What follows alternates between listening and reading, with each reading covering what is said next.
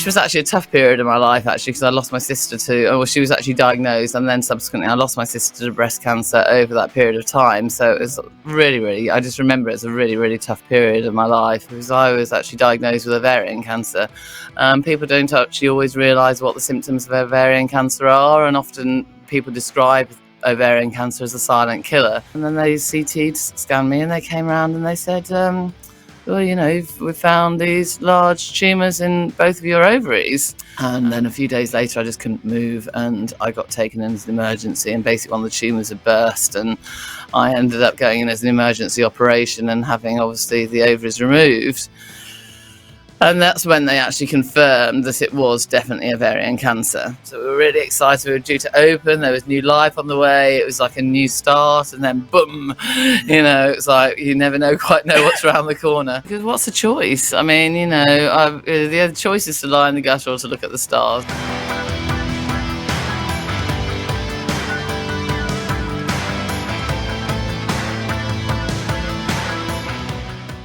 I believe everyone has a story to tell.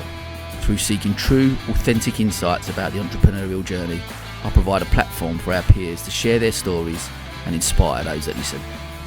This is the County Business Talks podcast, produced by H2 Productions. It's on, or they don't go. It's fine. Okay. Monitors. What's that? These monitor speakers. Speakers, yeah. So This. Yeah. So we're good to go. Where are we now? I'm losing track of the guest I might. But what number are you, Sam? I'm nearly. What, man? This is 19. 19. Wow. So well, you're nearly at the end. We're nearly there. So, thank you for coming in early for Sarah. You're very welcome. It's very unusual for me to be up at this time in the morning. Yeah. I'm usually quite an early riser, so I'm not usually too bad on it. But in fact, I've been up since, You've been up for a long time. We've been up for a while. But you know what? It's been one of the most magical things I've done. Just having such amazing conversations with brilliant people. Yeah. I'm really humbled and grateful for people that come on and put themselves out. So, look, thanks for coming on. I know we met, obviously, at the podcast show. Yeah, we did. Yeah, that was the first time we met. Yeah, and heard quite a bit about your story, and it's fascinating.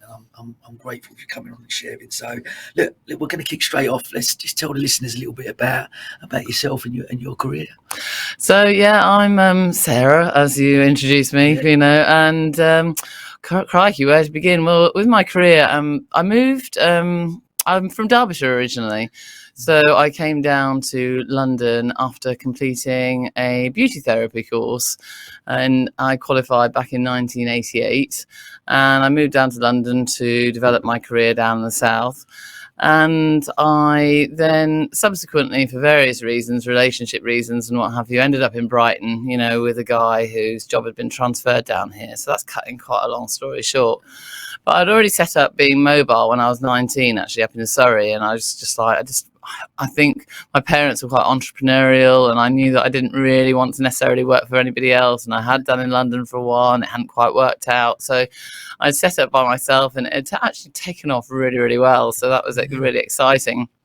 It was a bit disappointing, actually, at the time to end up in Brighton, because I'd actually developed this really exciting business in Surrey, and then ended up like, oh, well, now we've got to go. And I was like, oh, well, you know, how do I do that then? So anyway, we moved down here, and actually it's been the best move that I ever made being in Brighton, and I absolutely love it here. And my business has grown organically. So I went from that sort of mobile business in the beginning, you know, sort of, and then sort of set up in my home when I started my family, and, you know, fell pregnant, couldn't sort of lug all that stuff around. And then that sort of developed on again, and it sort of took the next stage where I set up a studio next to my home. I also went into teaching for a while. I did my teaching qualification and went into college, taught at Sussex Downs College for a few years, which was actually a tough period of my life, actually, because I lost my sister she was actually diagnosed, and then subsequently I lost my sister to breast cancer over that period of time. So it was really, I just remember it as a really, really tough period of my life. And then actually I think it was probably because of that, and because my business was just going great guns as well, that I just really decided I had to make some big changes to my life, because I was getting really burnt out, as I think a lot of entrepreneurs can do. We take everything on ourselves, and I was just getting really, really burnt out. And so I decided to leave teaching. I took on my first member of staff. I sort of lost a portion of my income and then was giving away a portion of my income to somebody else at the same time. But again, that was the best thing that I ever did. I just realised I had to make some life choices because I was actually starting to get quite ill. It's tough as an entrepreneur, isn't it? Actually to make that step to because when it's just you and you run about and you spin all the plates and you do everything that's involved in running a business, and then I think to scale it or to grow a little bit bigger, you've got to take that leap of faith. You have, and that's quite massive because I've been on my own for years by that point. You know what I mean? Sure. So I can't even think how old I would have been. I probably would have been in my late 30s by this point. So I've been by myself since I was 19. So it obviously really grown that organically. And then about 8 years ago, I made the next step and just saw a property come available around the corner from where I live, and I thought, I want it. And I just went for it. I had no idea how I was going to get it. And it was just like one of those manifestation-ish times where you just go, I know that I'm going to have that building and I know that I'm going to make it work. But I don't quite know how I'm going to do it, but I'm going to. And actually, it was a leap of faith of one of my clients, actually, who invested in my business and helped me get it set up. She knew that I could do it. And that was one of the most humble things I think I've ever had, experience that I've had in terms of somebody really believing in me and actually saying, I'll help to fund you. I love it because I tell you what I find really interesting about that. I spoke to one of the guests earlier. I spoke to Rachel Watkin, who went on Dragon's Den. Oh, yeah. And she got investment from the overfeeders, and they were saying that they wasn't going to invest in the business because they didn't think it was a great business, but they actually invested in her and they bought into her. And listening to you talk about that, people buy from people. Yeah, exactly, and that's the thing. But hopefully, I had a great business as well, Sam. Of course. And she had the double by me. She invested, but no, you're absolutely right. But I'm a strong believer in that people buy from people, and especially investment. They're not just buying. Because you can look at numbers and look at a sheet of paper and go, oh, that's a really healthy looking business, but ultimately they've got to believe in the person that's running it. Exactly. And so it's gone great guns really over the time. Obviously we've been impacted by COVID, we were in close contact services. We were closed the longest. Like most businesses, we didn't know how we were going to survive, how we were going to fund things. That was a tricky, that was obviously tricky. And then obviously, that sort of moved in. I think we're going to be talking about in a while anyway. As soon as I was due to go back, I could develop cancer and, then I had to go through that journey. But then now we're sort of going back into it since my illness. We've sort of slowly started to rebuild. We're actually specialised in skin treatments, really. We're not general beauty. We specialise in really helping people with their skin, but we're not talking about sort of putting artificial things into the skin here. We're talking about actually helping people with their skin health, like they should be looking after any organ of their body. It's actually helping people make the best of the largest organ of their body and helping to improve people's confidence just by giving people an amazing skin, really. Yeah, amazing. So, that's the business that you've been running for nearly 3 decades. Yeah, exactly. Yeah, exactly. In that, which is interesting because obviously I was involved in hairdressing for a few years. Brought me to Brighton. We had. I remember you saying actually, hair in the bottom floor, and then barber in the second floor, and then beauty on the top floor. And it's such a big. I worked with Dermalogica for a little while. Oh yeah. When I introduced the shave range, it was Dermalogica that we used. So and it's fascinating. Actually. Yeah, it is. It's a fast-paced industry. Really fast-paced and amazing. But great that from 30 years of being within that industry. To talk to me about, I am keen to learn over 3 decades of running a business. Talk to me about some of the challenges, global pandemic included, I guess. Well, yes. I think actually the biggest one is just maintaining that work-life balance. That really is a biggie, and especially when I was by myself, and even following on from then managing other people, so it changes. When you're by yourself, you can control it by yourself. When you're working with other people, and I love working with a team, but obviously that brings different challenges, should we say. So I think, but maintaining the work-life balance and not getting burnt out has been, I think, my biggest challenge. And there's been a few times where I've been quite close to burnout, because as my partner James will tell you, I'm a doer, and I move on to the next thing, and I move on to the next thing, and I get excited, and well, that's naturally, I think, as you say, the way we are. But I'm keen with the work-life balance for you. Is it because do you struggle to switch off them from the business? Is that I can do. James, my partner's here, and nodding his head in the corner. I'm not too bad, because I think in the evening I can sort of just switch off or whatever, and I can sit and relax, or and things like that. I haven't been. I think I'm better now than what I used to be, but I definitely used to have issues more so. But I think now I do have I believe I have my work-life balance better than what I used to. I mean, there's still times, and I have my fingers in about 5 different projects at the moment, so. Maybe I'm not so good at it. Talk to me about those. What Oh, crikey. So there's a few of us who have collaborated we have set up what's called the Skin Professionals UK. So we help to advise other people in developing and giving best practice around skin, around their own skin businesses. And we're actually setting up courses to help other people develop their own businesses. So that's one thing. We've set up our own podcast as well. The podcast is helping to, I'm hoping it's going to help, because we've only launched our first episode this week, hoping to help inspire other people who have had sort of, because we've had quite a lot of trauma, and myself and my partner James have had quite a lot of traumas in our lives, but we've come through it, we believe, in really positive ways, and we just wanted to share other people's stories about how people can overcome adversity and challenges in their lives in a really positive way. So I've got that. We've got I'm sort of looking about setting up sort of going into some coaching training, and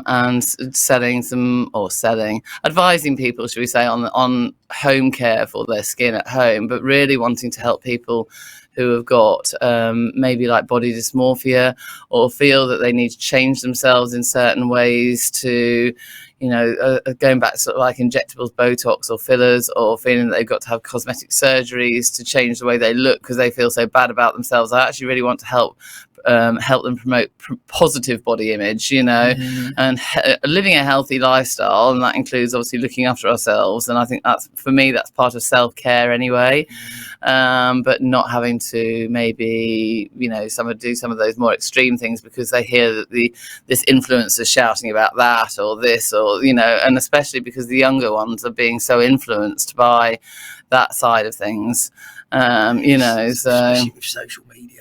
There's so much out there, isn't there? There's just constantly, and people put their highlight reels out there, and this element of perfection and what that should look like, and we're all looking at that. And like I said, not so much maybe me now and maybe us, but certainly that younger generation, they are influenced by that. They really are. I mean, social media and just media in general, television and celebrities, I think they, have a lot to.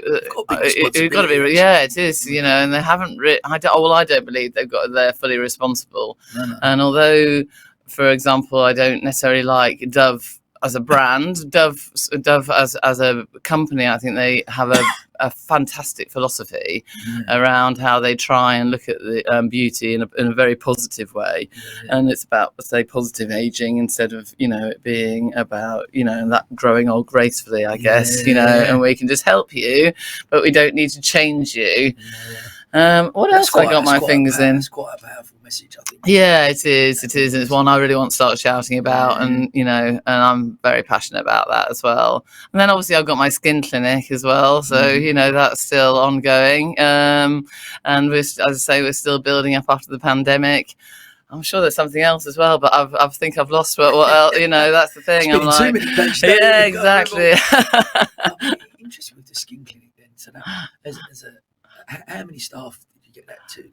At the time, we had, I think at one point we had 6 actually, but we're now at 4. So we are looking for somebody. If anybody wants to come and join our team, we are looking for another therapist to come and join our team at the moment because we're really busy and we need to take it back up again. But, again, we kept the team small after the pandemic and we just sort of, started to regroup and redevelop. And now we're at the point we need some help. But have you found, like, obviously since growing the team a little bit, then like you talked about the work-life balance when you're on your own, and then obviously, like you say, it brings some other challenges bringing in a team, but to help with that work-life balance, knowing that you've got a strong team in place, that you're able to take a little bit of a... My team are wonderful. I'll have to say that on a podcast. No, if they were listening, and even if they're not listening, my team are great. I mean, they've been really, really supportive. Yes, we have had some challenges over the time, and they'd be the first to admit we've all had some challenges. But, the team I have in place at the moment are my ideal team, and they've supported me every step of the way through my illness. They had to keep my whole business running when I wasn't able to do, wasn't able in a position to actually able to run it myself. I mean, you obviously mentioned it just there about your illness. Are you okay to just delve a little bit into that? Obviously, last year, we got the news. Obviously, diagnosed with cancer. Just talk to me a little bit about, I guess, that journey and the mindset around then, and when you get that sort of news, and how you responded to that. I guess it is a really tricky one, actually. It wasn't a conventional way of being diagnosed because. And I'm very happy to talk about it because I think everybody needs to know, because I was actually diagnosed with ovarian cancer. People don't actually always realise what the symptoms of ovarian cancer are, and often people describe ovarian cancer as a silent killer because often the symptoms, sorry, it's early in the morning, and I've been up all night. The symptoms of ovarian cancer are often mistaken for gastrointestinal problems. So people often just think, oh, I've got a bit of IBS or whatever. And that's how it actually started for me. We travelled to Mexico towards the, I can't say the end of the pandemic because I don't think it ever really finished, did it? But, at the end of the time when we were due to open up our businesses again, which was around Easter of 2021. And we travelled to Mexico because we were trying to get into the United States because my son was getting married over there because basically his now wife was pregnant unexpectedly. She'd gone back to the States for a period of time and they wanted to bring her back to the UK on a spousal visa. So they wanted to get married and then bring have them both here. So the baby was, here, and they were both here as a couple. So we travelled to Mexico because we couldn't get directly into the United States at the time. They were blocking anybody from the UK from going in, but we could get to Mexico and then go to the United States. So I was having a lovely time in Mexico and just chilling out and all the rest of it. And I was with my son and my daughter, just the three of us had gone.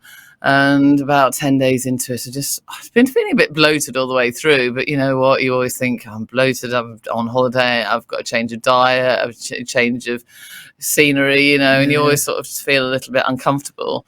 But about 10 days into it, I went to bed and I just started getting kidney pain and stomach pain and just feeling really nauseous and sick. So I was like, the following day, I just got up and I just thought, okay, I'll really rehydrate today. Perhaps I've drunk a little bit too much over the 10 days or whatever, and I'll just really rehydrate and have a bit of a self-care day and take it a bit easier and see and because during the day I didn't feel too bad, funnily enough. Anyway, I went to bed that night, was a little bit better, still didn't feel brilliant, but I was a bit better. So I thought, the following day I'll do the same sort of thing. Had a couple of glasses of wine with my dinner, but very small ones that particular night. Went to bed and felt shocking. And I thought, well, this can't be down to just very small glasses of wine. I've got kidney pain. I've got stomach pain. I'm just feeling bloated. I actually was waking up in the night. I was being sick. I think by the time 6 o'clock in the morning came, I think I was sick. And then I had a migraine come on from that, and I just thought, oh, you know what, there's something just really not right here. But still didn't put it to think. Obviously, I think of it anything worse than just some sort of gastrointestinal bug or something, sure. Or maybe some kidney, sort of infection or something like that. And so I called the hotel doctor, who obviously prodded me, and she only prodded me for, it felt like, about 30 seconds. And she went, "Oh, you need to go down to the hospital and have a CT scan." And I was like, "Okay. Have you got travel insurance?" "Yes." "Okay, we're going to call an ambulance and we're going to send you down to the hospital." And I was like, "Okay." So my son came with me, because again, COVID and things like that, you couldn't really have too many people like trudging in the hospital. My daughter stayed back at the hotel. My son's very pragmatic and got into practical mode. My daughter probably would have gone into flappy mode. And so he came with me, and came so he could sort out all the insurance and everything else. And so and then they CT'd, scanned me, and they came around and they said, "Well, we found these large tumours in both of your ovaries. And although your blood tests are actually showing that your cancer markers are normal, we do suspect it's cancer from the way they present themselves on the scan." So, of course, I'd had a little touch of cervical cancer back when I was 35. So I'd had a part hysterectomy. I'd had my uterus and my cervix removed already. So the only thing they'd left behind was the ovaries. But it was caught very early grade. So, of course, I was very shocked, still feeling very poorly. They're pumping me full of fluids. I was bloating more and more and more. But they said, "Well, you either need to stay and have your operation, or you need to go home." And of course, insurance company weren't going to pay, keep me over in Mexico. They wanted me back home. So I missed my son's wedding, which was really unfortunate, and got flown immediately back home, which was the most horrendous journey of my life, because I nearly passed out on the flight, and still in pain. Still in pain, just feeling awful. The wheelchair at Heathrow wheeled me through to James, who was waiting for me, in our vehicle. They were so good. They wheeled me straight out. I jumped in the vehicle and just went and burst into tears and just went, "Get me home," and I stayed at home for a few days and then went into hospital, and because of COVID and everything else. And I was kept in the contagious diseases ward, would you believe? I wasn't kept in gynae, and so I felt really isolated and didn't feel I was appropriately dealt with at the time. And I had a drain because I was so bloated, and they took 12 litres of fluid out of my abdomen, which actually made me feel great for a couple of days. And then all the symptoms started again. And then a few days later, I just couldn't move, and I got taken in as an emergency. And basically, one of the tumours had burst, and I ended up going in as an emergency operation and having, obviously, the ovaries removed. And that's when they actually confirmed that it was definitely ovarian cancer. So it was quite a journey by this point.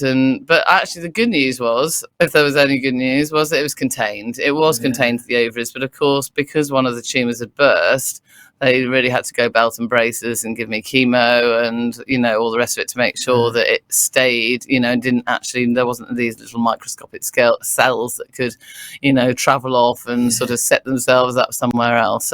So far, so good. I've been in remission for a year, but do you mind me swearing on the show? No, it's a bit of a mindfuck, obviously, ultimately, because you always have that thing whenever you get a symptom afterwards, "Oh, is it back? Is it back?" You have, and I'm a positive person, as we've already discussed briefly, but, it's just normal behaviour. Any cancer is, you always are going to have those suspicions. Has it come back? Especially, I think, in the early days, because, they say the first couple of years, and it's only been a year, so the first couple of years is always your time where, the higher risk of it coming back, and and the prognosis isn't great if it does come back. So that's always a bit of a concern. It's in the back of your mind, I guess. Yeah. Like you say, for that tip period until people I've spoke to in the past who have, and exactly that, until you get past that few years of remission. Yeah, exactly. I don't know if it will probably ever go away completely, but I think it will get easier over the time. That's what I'm hoping, anyway. How long was the chemo for? That was 6 rounds, so every 3 weeks I was having chemo, so 6 rounds every 3 weeks. And I lost all my hair, but fundraisers around that, which I think we're going to come on to as well. But I lost all my hair. I didn't feel great, but I kept going. I didn't work, obviously. I sort of took some time out, as I said earlier, in my business. But a couple of thank you for sharing that. And I want to touch on a couple of bits. One, I guess, just quickly about the business side of it, that you're in that position, and you like you you said, you've got a team in place, but so much of that's down to you, I guess, creating a culture and a great team. I hope so. But Yeah. to be able to, because not every business owner may be in that position where they go, I'm coming out of, I've got to come out of the business completely, and rely on that team to still run that. Yeah. Because ultimately, I guess over the period of many years and growing it to that stage, and culture and values and stuff that you've instilled in those people, that they can carry on doing what you're doing there, which is a sign of a great leader. Yeah. And I think it was a hard time for them because we were just coming out of the pandemic. I mean, literally, I always remember I put a post out just before I went off to Mexico, and it was all about hope. And it was saying, how excited we were going off to Mexico. I had there was a baby on the way. My little granddaughter now, who's coming up towards a year. She arrived just a couple of weeks after my last chemo session, so that was like a new start. And business was due to reopen on, I always remember it was April the 12th, and this was obviously around the end of March at this point. So we were really excited. We were due to open. There was new life on the way. It was like a new start, and then boom, it's like you never quite know what's around the corner. I think that's obviously COVID taught us that. I think on a global scale, it taught us all that, didn't we? Time to pause and we go, actually reflect on life, and you go. But I guess on a personal level, like you say, to go through that within the industry you did and come out of it and do okay, and then to get that news, you're like you said, I've met you before briefly, and obviously speaking to James and hearing your story, like you do it, you can tell you're enthused. That's why I was so excited when you said about coming in, just because I was like, speaking to people on camera is great, but having someone obviously in here and with your enthusiasm, and it's certainly helping me. I hope it's keeping you awake. 100%, and that's what I mean. You can get that energy from you, but that positivity that comes off of you. But I'm keen to just explore that a little bit. When you get that diagnosis and you've got to go through chemo and stuff, do you pull on those skills? I guess you've got that positive mindset. I think you have to, actually, to be honest, because what's the choice? I mean, the other choice is to lie in the gutter or to look at the stars, as we've always used a sort of an analogy between us, so you choose to look at the stars. I mean, the journey does go a little bit further in terms of the fact that I was then tested for the breast cancer gene, what's called BRCA gene. So, and it was discovered that I was actually genetic, and that I've actually got the BRCA1 gene, which means I'm actually also at a 70% risk of getting breast cancer in my lifetime. So it also means I need to go on to have, potentially, I'm advised to potentially have further surgery on my breast, to have a double mastectomy, to have those removed. But because potentially it's like a ticking time bomb on my chest. So that's another part of the journey. And sadly, it doesn't stop there, because having lost my sister to breast cancer 12 years ago, we've now discovered that she must have had the BRCA gene. My two nieces, my sister's children, have also developed this BRCA gene, or not developed it, they've inherited this BRCA gene, as has my own daughter. So they all have to go through their own surgeries and their own journey with, maybe having their ovaries removed in the future, having their breasts removed over the next year, actually. And my daughter will also have to, is potentially advised to have IVF to start her family, so that they can actually stop the BRCA gene from, going down the family. So you do have to have positive mindsets, because otherwise you will just fall apart, and it's just a matter of, for me, I feel like I actually took one for the team, should we say, if it hadn't been for me and my diagnosis. And that's the way I have to look at it, that they wouldn't have known.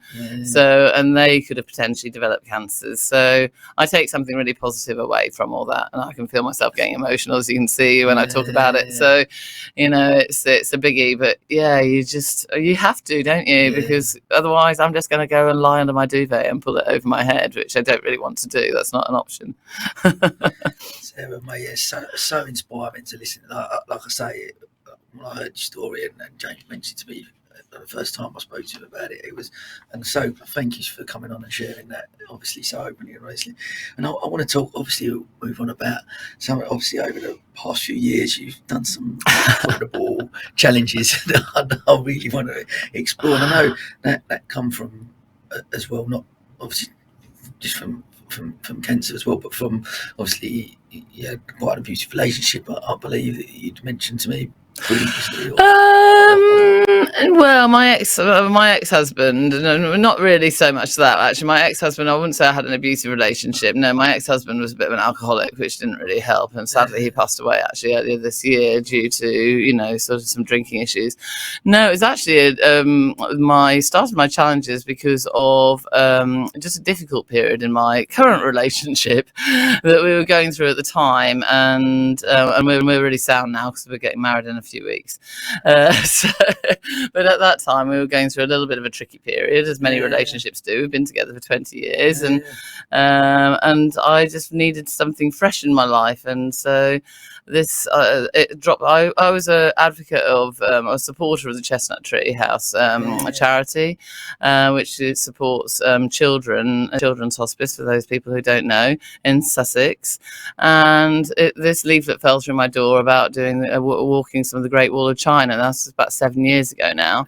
I think it fell through my door about 8 years ago, but it was 7 years ago when I did it, and I loved doing that. I absolutely signed up straight away. I loved it so much. Met some incredible people, and it just got me on this roller coaster for a journey for just doing challenges. So a couple of years later I did Cambodia and hiked across Cambodia for the Chestnut Tree again, and then 2 years after that I did which was actually in 2019, just a few months before we shut down, I then did Peru to Machu Picchu. Wow. So and then really, obviously, we've heard my journey from the pandemic and my illness. So when I was losing my hair, we decided that we were going to do a head shave, and we were just going to do it for charity. We might as well raise a bit of money if we could. So it was a bit of an emergency situation because it was actually going out quite rapidly. By that point, I could almost pull it out by the handful. So James's daughter came round, and with because she used to be in the hairdressing industry as well, and with her head clippers, and said, right, we're going to do it tonight. And it was a bit of a last minute, right, we're going tonight. So I put it across my network. So I network with a lot of people. So I put it across my groups and on my social media pages and everything else. And it just, I wouldn't say it went viral because it didn't go viral, but we actually raised £5,500 from that head shave, which was just, and our target was 250 quid. So, You exceeded that. Yeah, just a bit. It was just amazing. It was just absolutely amazing. And then I subsequently, during my treatment, one of my talking about my network of people, I network with a lot of other salon and beauty salon owners and things like that. And they were going up to hike Snowdon, and I said, I really, really want to come and hike Snowdon, but I don't know if I can because I'm having chemo. And they were like, well, come along anyway and just sort of see. We'd love to see you anyway. Anyway, I said, well, I'm going to have to see because it's 2 days after I'm due chemo, and but sometimes you're on steroids for the first few days, so you get a bit of a steroid high, and I might be able to do it. I don't know. Anyway, I went in to have chemo this one particular day, and actually I was too ill for chemo. I was neutropenic, and so they sent me away and said, you're going to have to come back next week. We're going to have to see if your white blood cells have raised. So I said to James, I said, well, just drive me to Snowdon then, and we'll see how I feel when I get down there. Because I felt okay, in myself I felt okay. My immune system was telling me something different, but my head, was actually saying, no, you're fine. So I did it. I actually went and hiked Snowdon, and I made it. It was a challenge. My knee went though more than anything else, but I think chemo affects your joints and things. I hadn't quite appreciated that, and I came down Snowdon backwards because it was the only way I could actually come down. And by the time I got off the mountain, it was about midnight because we had gone up for sunset, so we'd gone up later in the afternoon anyway. But I was the last off. One of the girls who's I will give her a big shout out if she ever listens to this, Dawn, was just absolutely amazing and stayed with me all the way, and just kept me cheerful, shall we say, as well, because that was a challenge just by itself.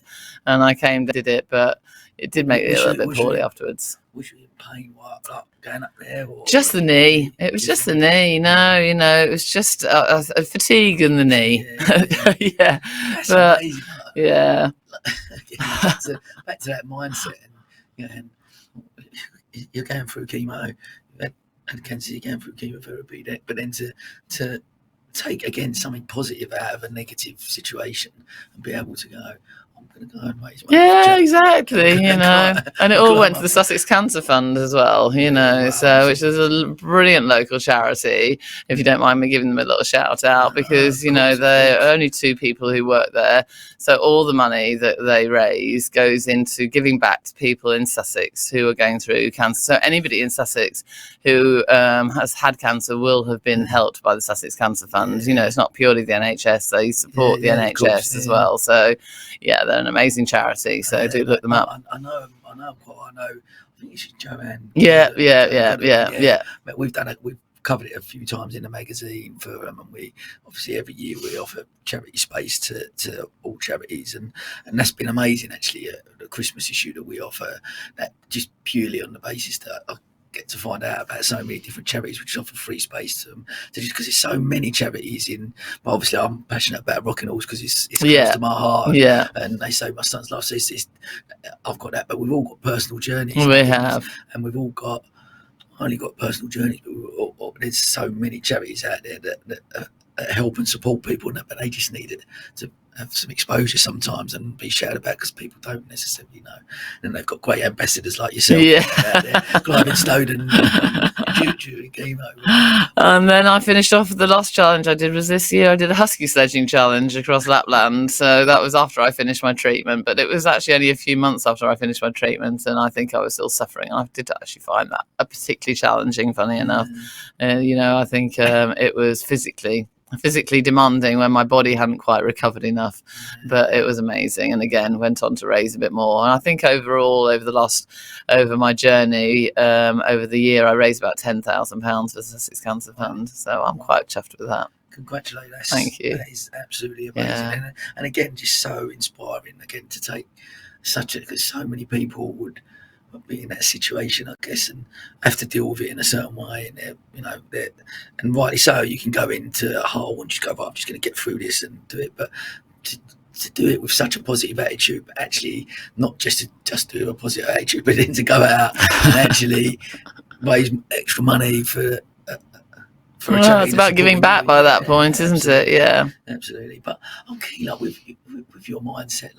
What strikes me, I guess, is that being an entrepreneur or from such a young age, and that entrepreneurial spirit and the skills that you've got from that, as with the challenges that you've faced in your personal life, like those skills that you've got in business and clearly have helped you within the struggles in your personal life as well, because having that mindset that you've clearly got, that entrepreneurial belief and that positivity, that's helped you clearly just by the story you're sharing now, and that's helped you overcome a personal traumatic incident, I guess. Yeah, and definitely has. Yeah, without a doubt. It's incredible. What such a fascinating story. I mean, look, you've alluded to obviously all the plates you're spinning at the moment. Yeah. with the and obviously how could I not talk about a little bit more about a podcast, I guess, and being that we're on a podcast, and I love podcasts, and when we met at a podcast show, and you sort of said, thinking about doing our own one, and it's so brilliant that you guys are doing that, and I wish, I know the first episode's come out, so I definitely can't wait to it came out on Tuesday, and it actually started with my story, and then James's story comes out the week after next, and then we've had some amazing guests on. We've had a lady, who's gone through some, should we say, sort of types of persecution, really, because she's Indonesian, and she's, obviously sort of gone against the family wishes of, being typically Muslim and all the rest of it. So she's had some death threats. We've got another lovely lady who's also got BRCA, who has got a small charity, and she shares about her own BRCA journey. Oh, crikey. I'm just trying. We've got, a couple of people. We had one guy who, it's sort of like his family were part of the IRA, and and so his journey, and how how his childhood was with that, and we've got some amazing stories, and lots of other people, Well, at the moment, I think we've recorded about 6, something like that. We're hoping to release them every couple of weeks. So we're still in the editing phase and getting them out there. As we were saying earlier, it's about the editing sometimes. It can be a challenge. But I'm so pleased. I'm glad, like I said when we met, the thing you was thinking about it, and I'm so glad you started. And I can't wait to listen to it. And, it's called Cold Coffee Podcast, if I'm allowed to say that. Well, I've said it already. Subscribe. We'll definitely be sharing it back. Thank you. Amazing. I wish you success. Well, look, just tell us a little bit. What's the future hold for Sarah? Well, as I say, I think it's all about rebuilding my business. As I say, after COVID, or continuing to rebuild my business, finding that new member of staff, going into this coaching that I was telling you about as well. So I sort of shared it really in some ways. This and helping people who just really need to or should, I feel, learn to love themselves so that where they are. I know as a personal thing that I don't like to feel judged, so I really try and have the philosophy of not trying to judge others too much, and therefore, if I don't like to feel judged, then why do I want to judge others? And I feel, and the same with ourselves. We need to start to learn to love ourselves and not to judge ourselves. So I really sort of want to start sharing that message and really starting a movement towards trying to stop influences, as I said earlier, sharing very negative messages. And actually helping people to learn to love themselves for who they are. So that's sort of like it's a journey I'm only just starting on, so I'll be able to clarify that message as I nail it down in the coming weeks. But I'm really excited to, that's my next new thing as well as everything else. One of the well, I certainly wish you. It sounds like it's an amazing message and a powerful one. I'm really super. I mean, I'd love to even go into schools and share that, with teenagers and things, so they can learn to, not be so harsh on themselves and not to be so harsh on other people, because there's too much bullying in schools and things like that as well. Absolutely. Well, look, thank you so much for coming on and obviously sharing your story. We're going to finish as always with our quick fire questions if we can. What one piece of advice would you give to your 18-year-old self? Well, it's actually probably more than one, but I'll say it very quickly. So it is sort of one, but it always, again, to just carrying on from what we just said, but to not to worry about what people think of you.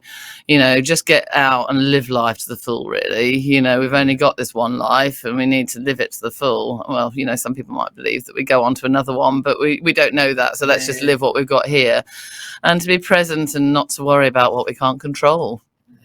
Love that.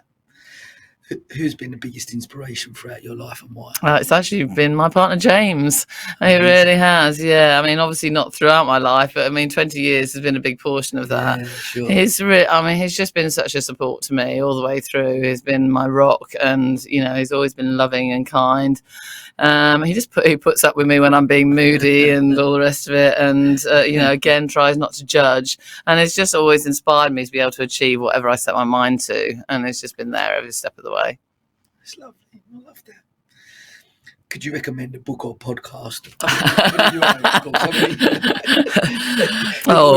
Damn. I've already plugged it enough. Then I have to mention a book that I need to reread it actually, but it's always stuck in my mind. It's called The Enlightened Gardener by Sydney Banks, and it's about explaining the 3 principles of consciousness, thought and mind, and it's just done in a way that actually tells the story, rather than just being like a self-help book that you should follow this and this. There's a gardener telling these psychologists about these principles, and he just puts it into story form, and I just think it's an awakening, shall we say, for anybody who who'd like to sort of look more into their spirituality. Love that. Amazing. And the final one, What is your one rule for living a fulfilled life? Again, I can't quite nail it down to one, I'm afraid, Sam. But it's very quick. Again, it's being present, not overthinking the future, and setting positive, flexible goals, and spending time with family and friends.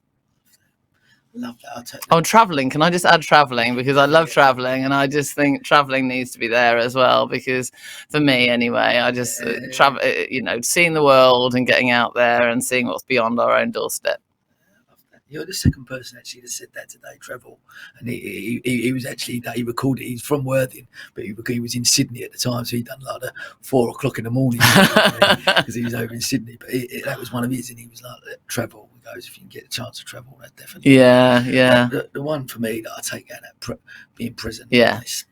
Again, back to that work-life balance thing and I still struggle with that, and it's something I'm certainly looking at for myself and trying to improve, and wherever I am, whatever I'm doing, making sure I'm being present in that moment. Yeah, it's all about now. It is about the now. Yeah, absolutely. Because we don't know what's going to happen tomorrow, as I've already explained and discovered. So let's just worry about, or not even worry, but look at now, be here and present now, and then tomorrow will come and it'll bring its own new things. And it's still good to set goals, I believe. As I said, you can set goals, but make them flexible, because things change as well. Our minds change and they sometimes go off in a different direction. So you can set a goal, but I think they have to be flexible goals. And because sometimes life throws a different curveball. Absolutely. Well, Sarah, again, what a brilliant way to finish. Thank you so much for coming on. Thank you for having me and inviting me on. I've just been, loved it. Listen, wish you every success with the podcast. Well, I can't wait to end your other ventures, but I'm really keen to, obviously, I'll share the podcast. That's great. Thank you very much. Thank you. And that is a wrap. Thank you very much. Awesome.